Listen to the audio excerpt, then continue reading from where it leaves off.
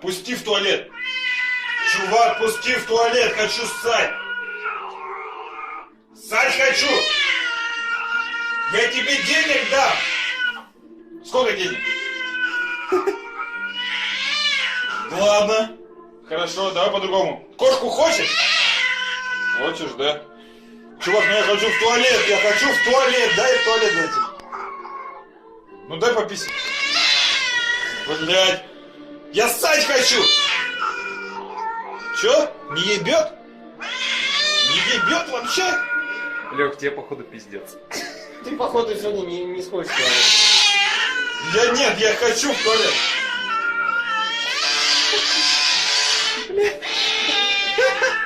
Ты чувак? Это в смысле твой горшок? Твой горшок, да? Зовите экзорциста. Твой горшок. Демона изгонять будем.